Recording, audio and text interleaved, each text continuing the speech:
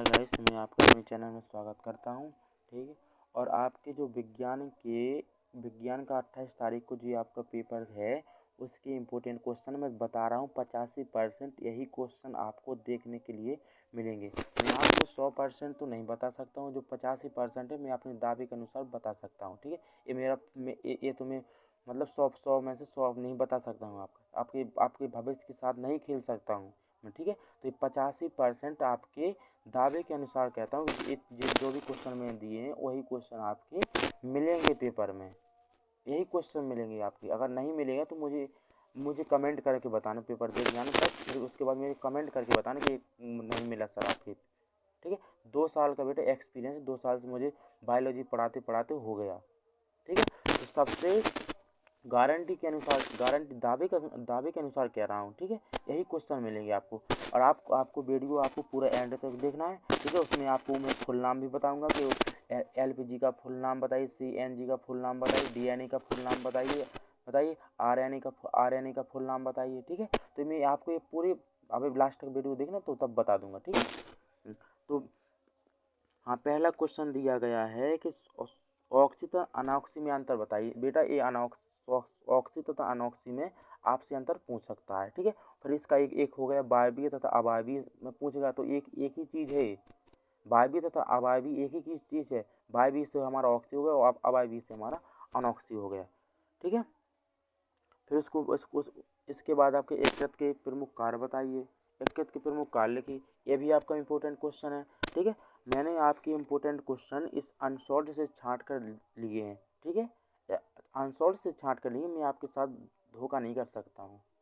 Unsolved से छांट के लिए जो मुझे अच्छे क्वेश्चन दिखे हैं और जो पुराने इसमें सेट इतने दिए गए हैं कि मैंने आप मेरा वीडियो भी देख लेना। इसमें मैंने 2022 और 23 के चारों सेट करा रखे हैं। ठीक है। आप देख तो लेना अच्छी, उसके साथ अच्छी एक्सप्लेनेशन और उसके व्याख्या की ऑप्शन की और एक्सप्लेनेशन। ठीक है। सारे सहित बताइए मैंने आपको, चित्र सहित। ठीक है। तो ये भी देख लेना आपको, एककृत के प्रमुख कार्य। फिर इसके बाद है आपका क्वेश्चन है दोहरा परिसंचरण तंत्र पर संक्षिप्त टिप्पणी लिखिए। ठीक है। तो ये भी इम्पोर्टेंट है बेटा। ठीक है। तो ये भी देख लेना। फिर इसके बाद है आपका क्वेश्चन पुमंग तथा जयंग में। बेटा ये पुमंग तथा जयंग ये फ्लावर का एक ही फ्लावर में नर मेल और फीमेल दोनों पाए जाते हैं एक ही फ्लावर में। ठीक है। पुमंग तथा जयंग ये दोनों नर तथा मादा के प्रमुख भाग हैं। ठीक है। तो आपको इसमें अंतर स्पष्ट कर देना है। फिर उसके बाद बताएगा समझा तथा समरूप में अंतर बताइए। समझा तथा समरूप में अंतर बताइए और उसका आपसे उदाहरण भी पूछ सकता है कि इसका एक दो उदाहरण भी लिखिए। ठीक है। तो ये आपको पूरा याद करके जाना है। फिर अगला क्वेश्चन दिया गया लिमार्क तथा डार्विन। बेटा डार्विन ने बताया था कि जिस चीज़ में हम जिस चीज़ को ज़्यादा यूज यानी जिस अंग को हम ज़्यादा उपयोग करते हैं उसमें वृद्धि होती है। जैसे जिराफ हो है, जिराफ की गर्दन में क्या वृद्धि हुई थी। लिमार्क ने बताया था जिस अंग को हम यूज नहीं करते उसका वो धीरे धीरे विलुप्त हो जाएगा। ठीक है। इस टाइप से आपको लिखना है।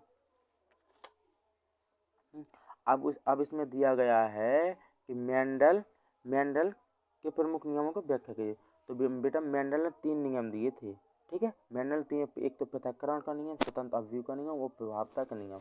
अगर उसमें आ जाएगा प्रभावता किसे कहते हैं, तो जो लक्षण हमें दिखाई देती है उसे हम प्रभावता कहा जाता है। और अप्रभावता में जो लक्षण हमें दिखाई नहीं देते हैं हम उसे अप्रभावता कहते हैं। अगर उसमें पूछेगा अनुमानसिकता का पिता किसे कहा जाता है, तो अनुमानसिकता का पिता बेटा गिरेगा जैन मेंडल को कहा जाता है। ठीक है। तो इस मेंडल ने सबसे पहले अपना प्रयोग मटर के प्लांट पर किया था। ठीक है। तो ये आपको देख लें, आपके ये क्वेश्चन ऑप्शन भी पूछ सकता है। फिर इसके बाद बताया बात उत्सर्जन किसे कहा जाता है। बेटा बात उत्सर्जन 3 प्रकार के होते हैं। 3 प्रकार के होते हैं। ठीक है। तो ये आपको देख लेना है। ठीक है। ये आपका इम्पोर्टेंट क्वेश्चन आएगा। फिर उसके बाद है कायिक प्रबंधन। जैसे हम गुलाब का प्लांट, गुलाब से जिस प्रकार हम उसका तना तोड़ते हैं फिर उसको मतलब कलम टाइप का बनाते हैं, फिर उसको लगाते हैं, तो क्या वही तो है, वही को कायिक प्रबंधन है। ग्राफ्टिंग और कायिक प्रबंधन तो बहुत अंतर बेटा।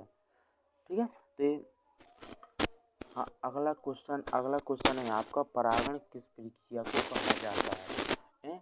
और ये कितने टाइप के होते हैं? परागण बेटा दो टाइप के होते हैं, पर परागण और स्वपरागण। पर परागण उस प्रक्रिया को कहा जाता है जो अपना भोजन स्वयं नहीं बनाते, दूसरों पर निर्भर होते हैं। और स्वपरागण ऐसी प्रक्रिया है जो अपना भोजन स्वयं बनाते हैं, जैसे हमारा हुआ प्लांट हो गया, जैसे जीव जंतु हो गया, तो क्या ये हमारा भोजन स्वयं बनाते हैं। इस प्रकार से आपको लिखना है। फिर उसके बाद है बेटा परिवार नियोजन। परिवार नियोजन का मतलब होता है, परिवार नियोजन का मतलब होता है वृद्धि को रोकना, ठीक है, वृद्धि को रोकना। फिर उसके बाद आपका अगर वो पूछेगा दो विधियों का वर्णन भी कीजिए, तो विधियाँ हो जाएंगी बेटा जैसे निरोध, ठीक है, निरोध, ठीक है। तो इससे क्या है, हमारा उसमें जनसंख्या में वृद्धि हो गई, ठीक है। फिर एक हो गया आपका पुरुष नसबंदी, ठीक है, और औरत भी नसबंदी में होती है, और औरत भी नसबंदी करा सकती है, पुरुष भी नसबंदी कराती है। तो इससे क्या होगा, इससे हमारे वृद्धि को नियंत्रण किया जा सकता है, ठीक है। इस टाइप से आपको लिखना है, अच्छी हेडिंग बना कर। अब ऐसा नहीं कि अगर ये आपका क्वेश्चन आ जाएगा दीर्घ में आ जाएगा दीर्घ में आ जाएगा, तो आपको बेटा 2 से 2.5 पेज भरना है इसमें। पर जब देगा आपको 6 नंबर, ऐसे नहीं दे देगा आपको 6 नंबर। फिर उसके बाद है मादा जनन तंत्र का चित्र। मादा जनन तंत्र का बेटा ऐसे देख लो, ऐसे बता रहा हूँ,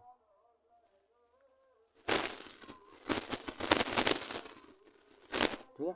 ये बेटा आपकी हो गई यूनिट, ठीक है, ये क्या फीमेल पार्ट, ये हो गया यूनिट। ये हो गया आपके यहाँ अंडाशय, ठीक है, ये हो गया अंडाशय हो गया, ठीक है। ये हो गई हमारी फैलोपिन नलिका हो गई हमारे, ठीक है। ये हो गया हमारा गर्भाशय हो गया हमारा, ठीक है। ये भी हमारा अंडाशय हो गया, ठीक है। इस टाइप से आपको हेडिंग याद करना, इस टाइप से बनाना सबसे सरल तरीका है बेटा इसका। मानव पाचन तंत्र का चित्र सहित बना, उससे तो ये बेहतर उससे, ठीक है। यही आपको क्वेश्चन पूछेगा 100 वर्ड से, यही आपका लॉन्ग में पूछ लेगा कि बताइए कि मानव जनन तंत्र का चित्र बनाकर संक्षेप वर्णन कीजिए, यही है। तो ये बेटा सरल भी है, ज़्यादा हाई कठिन भी नहीं है, ठीक है। तो आप इसको लिख लेना। तो ये आपको हेडिंग बना के 2.5 पेज कम, 3 पेज से कम नहीं भरना है, इसमें लॉन्ग में आएगा आपका। फिर उसके बाद दिया गया है मानव पाचन तंत्र का चित्र सहित वर्णन कीजिए, ठीक है। तो ये आपका उससे तो ये क्वेश्चन भी आएगा, लेकिन एक क्वेश्चन इजी है, और ये 100% आपका आएगा, इससे बेहतर ये क्वेश्चन। अब उसमें आ जाएगा कि बेटा भूपादप में भोजन तथा जल का भाग बताइए। तो हमारा प्लांट ये हो गया, ठीक है। ये प्लांट के अंदर ये भी लचीली सेल्स पाई जाती हैं, ठीक है। और ये बाहर की सेल्स होती है बेटा, इसको कहा जाता है फ्लोएम है। और जो हमारी जो अंदर की सेल्स होती है उसे कहा जाता है जाइलम।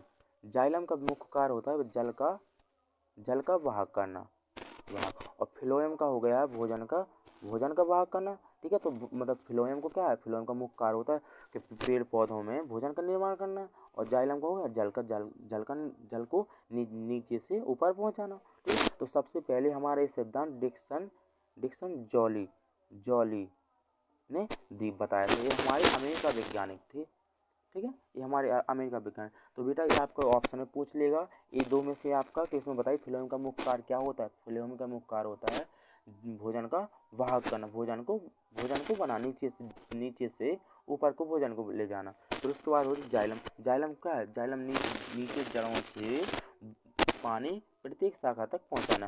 अब फ्लोएम हो गए, बोले सर जी आपने तो कहा था नीचे से भोजन पदार्थों को ले जाना ऊपर। बेटा नीचे भी कुछ ऐसे तत्व पाए जाते हैं हमारे प्लांट के नीचे से, ऐसे तत्व पाए जाते हैं जो हमारे भोजन के लिए उपयोग होते हैं, ठीक है। फिर तो ये हो गया CO2 सनलाइट, ठीक है, ये तो बनती ही है हमारी। हाँ, फिर हो गया आपका टिप्पणी बताइए।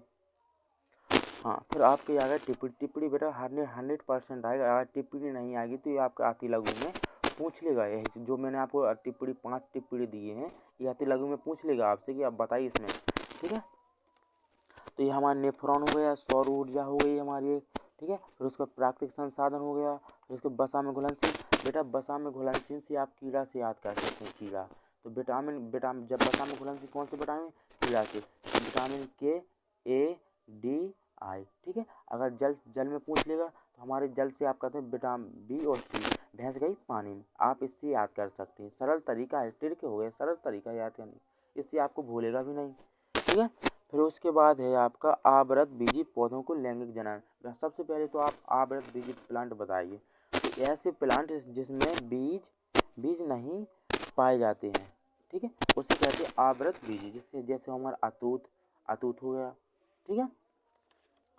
हाँ, फिर अगला क्वेश्चन है आपका गुणसूत्र किसे कहते हैं? मानव में गुण लिंग निर्धारण प्रक्रिया वर्णन कीजिए। बेटा मानव में ये हमारा नर हो गया, ये हमारा मादा हो गया, ठीक है। मादा से औरत हो गया बेटा, नर से पुरुष हो गया, ठीक है। तो हमारे मनुष्य में 23 जोड़ी गुणसूत्र पाए जाते हैं, ठीक है। 23 जोड़ी गुणसूत्र पाते हैं। उसके बाद इसमें नर और मादा, ठीक है। नर में भी 44 प्लस एक्स वाई, ये और आदमी का पार्ट आदमी पाए जाते हैं। और मादा में बेटा एक्स प्लस 44, ठीक है। 44 तो ये हो गए, 44 ये हो गए, बचे 2, 46 होते ना, 46 गुणसूत्र होते हैं, बचे 2 गुणसूत्र। तो 2 गुणसूत्र से बेटा हम लिंग निर्धारण बता सकते हैं कि हमारा ये एक्स ए वाई, ये बता सकते हैं कि ये लड़का है, लड़की है और ये लड़का है, ठीक है। तो इस प्रकार से आपको वर्णन कर, उसमें डायग्राम बना के करना है आपको, ठीक है। मैंने आपको ये वीडियो करा रखा है, आप उसमें सर्च करके आपको देख लेना है वीडियो, ठीक है। ये हमारा हो गया। और मैं आपको कल के वीडियो में फुल नाम दे दूंगा बेटा। जैसे आपको वो एलपीजी का फुल नाम बताइए, सीएनजी का फुल नाम बताइए, डीएनए का फुल नाम बताइए, आरएनए का फुल नाम बताइए, ठीक है। तो मैं आपको कल के वीडियो में आपको डाल दूंगा। अब जिसमें उसमें आ जाएगी एलपीजी क्या है, एलपीजी में एलपीजी के अंदर कौन सी गैस भरी जाती है, ठीक है। तो आप उस एलपीजी के से बीपी से याद करते हैं। बी से होगा बेटा ब्यूपेन और पी से होगा प्रोपेन, बीपी से याद कर सकते हैं आपको। मैं कल आपको इस तरीका भी बता दूंगा याद करने का, और इसके एक फुल नाम भी दे दूंगा आपको, ठीक है। अगर आपको वीडियो अच्छी लगी तो सब्सक्राइब हम एक अच्छा से कमेंट कर दो और लाइक कर दो। जय हिंद।